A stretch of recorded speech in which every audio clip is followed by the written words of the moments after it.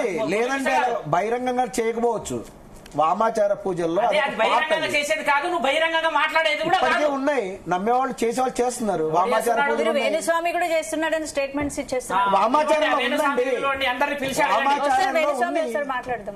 వామాచారంలో ఉంది, వామాచారంలో ఉంది లేదని చెప్తున్నాడు ఆయన. లెటర్ ఇప్పుడు అది మీకు అఫీషియల్ గా నేను ఇస్తా డిక్లరేషన్. నేను 3 రోజుల నుంచి గొడవ పడుతున్నా మా లెటర్ ఇష్యూ చేయమని.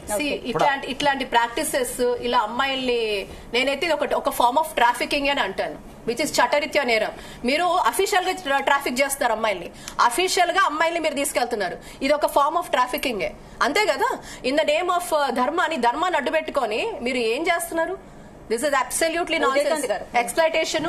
ఇది సర్టన్లీ మేడం స్టేట్మెంట్ కూడా నేను ఏకీభవించాల్సిన అవసరం ఉంది. ఉమెన్ ట్రాఫికింగ్ అనేది కూడా నేరమే. కాకపోతే ఎప్పుడైతుందంటే ఉమెన్ ఒక మైనర్ గర్ల్ అయి ఉండి తన ఇష్టానికి వ్యతిరేకంగా పోయి ఉంటే, లేకపోతే ఒక ఇన్సేనో లేకపోతే అంటే సైకలాజికల్ గా అంటే పిచ్చి వాళ్ళై ఉండి అటువంటి వాళ్ళను వీళ్ళు ఒక ట్రాన్స్ లో పడేసి తీసుకెళ్ళినా కూడా, లేదంటే గనక తెలియకుండా వాళ్ళను ఫ్యామిలీ మెంబర్స్ తెలియకుండా తీసుకెళ్లిపోయినా, ఇటువంటి సిచ్యువేషన్స్ లో we can file A women trafficking cases.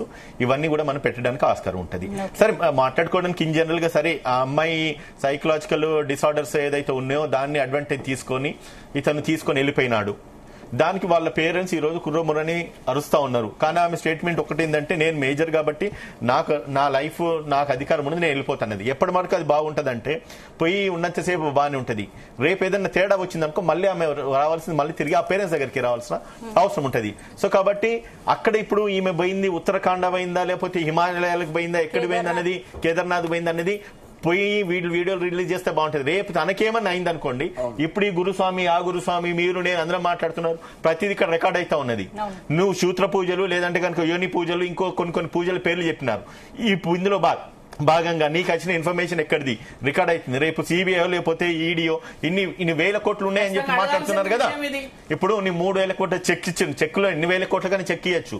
ఆయనకి ఎక్కడికి వెళ్ళి డబ్బులు వచ్చినాయి, నిజంగా ఏడుకెళ్ళి వచ్చినాయి, ఎవరిచ్చినారు, ఇల్లీగల్ మనీయా లీగల్ మనీయా, లేదంటే కనుక ఈయన మధ్యలో పెట్టుకొని, లేదంటే కనుక ఈ గురువులు లేకపోతే స్వామీజీలంతా కూడా డబ్బులు వాళ్ళకి వచ్చిన డబ్బులను తీసుకపోయి ఈయన అకౌంట్లో పెడుతున్నారా? నిజంగానే 3 కోట్ల చెక్ ఇచ్చి 3 కోట్ల చెక్ హానర్ అయింది అనుకోండి, 3 కోట్ల అకౌంటబిలిటీ ఈ రోజు ప్రభుత్వానికి చెప్పాల్సిన అవసరం ఉన్నది. 3 కోట్ల రూపాయలు ఆయన బ్యాంకులో డిపాజిట్ అయితే ఎక్కడికి వెళ్ళి డిపాజిట్ అయిందని చెప్పాల్సిన అవసరం ఉంటది. మనం మాట్లాడుకుంటున్నాం సరదాగా బాగానే ఉంటది. ఏ పదము నోరు జారి మీరు మాట్లాడినరో రికార్డ్ అవుతుంది.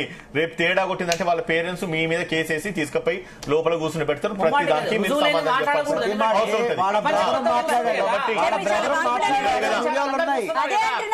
వాళ్ళ బ్రదర్ మాట్లాడినరు, వాళ్ళ మదర్ మాట్లాడినరు,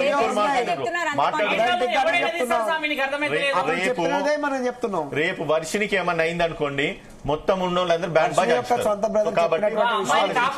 తెలివిగా తెప్పించుకోవాల్సిన బాధ్యత వదిలేసి ఆవిడ ఆ పూజలు ఈ పూజలు అంటే నిజంగా ఆ పేరెంట్స్ ఎంత భయం అవుతుంది? వాళ్ళ తల్లిదండ్రులు అసలు ఇద్దరికి బాగలేదు.